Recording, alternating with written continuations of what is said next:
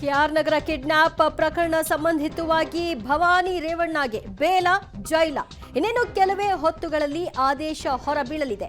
ಕೆಲವೇ ಹೊತ್ತುಗಳಲ್ಲಿ ಆದೇಶವನ್ನ ಪ್ರಕಟ ಮಾಡಲಿದ್ದಾರೆ ನ್ಯಾಯಾಧೀಶರು.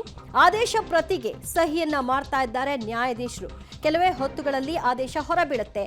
ಬಂಧನದಿಂದ ಅವರಿಗೆ ಮುಕ್ತಿ ಸಿಗುತ್ತಾ ಅಥವಾ ಬಂಧನಕ್ಕೆ ಒಳಗಾಗ್ತಾರಾ? ಕೆಆರ್ ನಗರ ಮಹಿಳೆ ಕಿಡ್ನಾಪ್ ಪ್ರಕರಣದಲ್ಲಿ ಇವರ ಹೆಸರು ಕೂಡ ಕೇಳಿಬಂದಿತ್ತು. ಭವಾನಿ ಅಕ್ಕ ಕರೆದಿದ್ದಾರೆ ಬಾ ಅಂತ ಹೇಳಿ ಸಂತ್ರಸ್ತಿಯನ್ನ ಕರೆದುಕೊಂಡು ಹೋಗಿದ್ದಾರೆ ಅನ್ನೋ ಹಿನ್ನೆಲೆಯಲ್ಲಿ ಅವರ ಹೆಸರನ್ನು ಕೂಡ ಅಲ್ಲಿ ದಾಖಲು ಮಾಡಿಕೊಳ್ಳಲಾಗಿತ್ತು. ಈ ಹಿನ್ನೆಲೆಯಲ್ಲಿ ವಿಚಾರಣೆಗಾಗಿ ಅವರನ್ನ ನಾವು ಕಸ್ಟಡಿಗೆ ಪಡ್ಕೊಳ್ಬೇಕಾಗಿದೆ ಅಂತ ಅವರು ಬೇಲ್ಗೆ ಅರ್ಜಿ ಹಾಕೊಂಡ ನಂತರದಲ್ಲಿ ಅಬ್ಜೆಕ್ಷನ್ ಅನ್ನ ಫೈಲ್ ಮಾಡಿರುವಂತಹ ಅಧಿಕಾರಿಗಳು ಈಗ ಅದಕ್ಕೆ ಸಂಬಂಧಪಟ್ಟ ಹಾಗೆ ವಾದ ಪ್ರತಿವಾದ ಎಲ್ಲವೂ ಕೂಡ ಆಗಿತ್ತು. ಸೊ ಇವತ್ತು ಆದೇಶವನ್ನ ಕಾಯ್ದಿರಿಸಲಾಗಿದೆ. ಇನ್ನೇನು ಕೆಲವೇ ಹೊತ್ತುಗಳಲ್ಲಿ ಆದೇಶ ಕೂಡ ಹೊರಬೀಳಲಿದೆ. ಈ ಆದೇಶ ಏನಾಗಿರುತ್ತೆ ಅನ್ನೋದನ್ನ ಕಾದು ನೋಡಬೇಕು.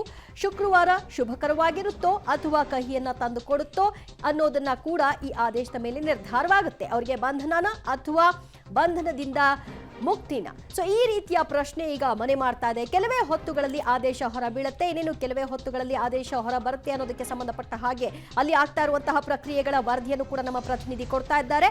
ನ್ಯಾಯಮೂರ್ತಿಗಳು ಆದೇಶ ಕಾಪಿಗೆ ಸಹಿಯನ್ನ ಹಾಕ್ತಾ ಇದ್ದಾರೆ ಅಂತ. ಭವಾನಿ ರೇವಣ್ಣ ಅವರಿಗೆ ಜೈಲಾಗುತ್ತಾ ಅಥವಾ ಬಂಧನ ಜೈಲಾಗುತ್ತಾ ಅಥವಾ ಬೇಲ್ ಸಿಗುತ್ತಾ ಅನ್ನುವಂತಹ ಪ್ರಶ್ನೆ ಇತ್ತು. ಸೊ ಈ ಪ್ರಶ್ನೆಗೆ ಸಂಬಂಧಿತಪಟ್ಟ ಹಾಗೆ ಇಲ್ಲಿಯವರೆಗೂ ಕೂಡ ಆ ಕುತೂಹಲ ಆ ಒಂದು ಪ್ರಶ್ನೆ ಮನೆ ಮಾಡಿತ್ತು. ಏನಾಗಬಹುದು, ಏನು ಆದೇಶ ಹೊರ ಬೀಳಬಹುದು ಈ ಪ್ರಕರಣದಲ್ಲಿ ಅಂತ. ಯಾಕಂದ್ರೆ ಕೆಆರ್ ನಗರ ಕಿಡ್ನಾಪ್ ಪ್ರಕರಣದಲ್ಲಿ ಈಗಾಗಲೇ ರೇವಣ್ಣ ಅವರು ಜೈಲಿಗೆ ಹೋಗಿದ್ರು. ಜೈಲಿನಿಂದ ಬೇಲ್ ತೆಗೆದುಕೊಂಡು ಹೊರಕ್ಕೆ ಬಂದಿದ್ದು ಆಯ್ತು. ಸೊ ಅದಾದ ನಂತರದಲ್ಲಿ ಭವಾನಿ ರೇವಣ್ಣ ಅವರಿಗೆ ಆ ಸಂಕಷ್ಟ ತಗಲಾಕೊಂಡಿರೋದು.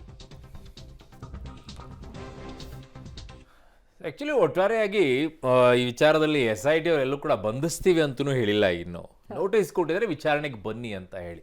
ಇವರಿಗೆ ಭಯ ಇರೋದೇನು ಅಂತಂದ್ರೆ ನನ್ನನ್ನು ಅರೆಸ್ಟ್ ಮಾಡಿಬಿಡ್ತಾರೆ ಅಂತ ಹೇಳಿ ಇವರು ನಿರೀಕ್ಷಣಾ ಜಾಮೀನಿನ ಮೊರೆ ಹೋಗಿದ್ದಾರೆ. SIT ಅವರೆಲ್ಲ ಹೇಳಿದ್ದಾರೆ. ಸೊ SIT ಅವರೆಲ್ಲ ಹೇಳಿದ್ರೆ ಎಲ್ಲೂ ಹೇಳಿಲ್ಲ ಅವರನ್ನ ಆರೋಪಿ ಆಗಿಯೂ ಕೂಡ ಇನ್ನೂ ಇಲ್ಲ. ಅವರು FIR ಅಲ್ಲಿ ಎಲ್ಲೂ ಕೂಡ ಆರೋಪಿಯಾಗಿಲ್ಲ. ಅವರು ಅವರ ಮೇಲೆ ಹೆಸರು ಹೇಳಿದ್ದಾರೆ ಅಷ್ಟೇ. ಸೊ ಭವಾನಿ ರೇವಣ್ಣ ಅವರಿಗೆ ಸಂಕಷ್ಟ ಅಂತ ಹೇಳ್ತಾ ಇದ್ದಾರೆ. ನಿರೀಕ್ಷಣಾ ಜಾಮೀನನ್ನ ಕೋರ್ಟ್ ನೀಡಿಲ್ಲ.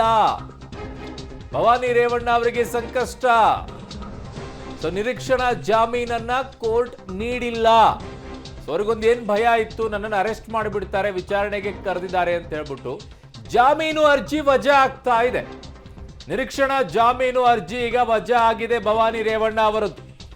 ಸಂಕಷ್ಟ ಹೇಗೆ, ಯಾವ ರೀತಿಯಾಗಿ ಅಂತ ಹೇಳಿ. ಕಾರಣ FIR ಅಲ್ಲಿ ಹೆಸರು ದಾಖಲಾಗಿರದೇನೆ ಅರೆಸ್ಟ್ ಮಾಡಬಾರದು ಅನ್ನೋದೇ ಮಾನ್ಯ ಮುಖ್ಯಮಂತ್ರಿಗಳು ಹೇಳಿರೋದು. ದಾವಣಗೆರೆ ಕೇಸಲ್ಲಿ FIR ಹಾಕ್ಲಾರ್ದೆ ಹೆಂಗ್ರಿ ಅವ್ರನ್ನ ಕರ್ಕೊಂಡು ಬಂದ್ರಿ ಅಂತ ಹೇಳಿ. ಇಲ್ಲಿಗ SIT ಅವ್ರು ಕರ್ಕೊಂಡು ಬರ್ತಾರೆ FIR ಅಲ್ಲಿ ಅವ್ರ ಹೆಸರು ಇಲ್ದಾದ್ರೆ ಗೊತ್ತಿಲ್ಲ. ಮುಖ್ಯಮಂತ್ರಿಗಳನ್ನ ಮೀರಿ SIT ಅವ್ರು ಹೋಗಬಹುದೇನೋ. ಸೊ ಈಗ ಸದ್ಯಕ್ಕಂತೂ ನಿರೀಕ್ಷಣಾ ಜಾಮೀನು ಅರ್ಜಿ ವಜಾ ಆಗಿದೆ.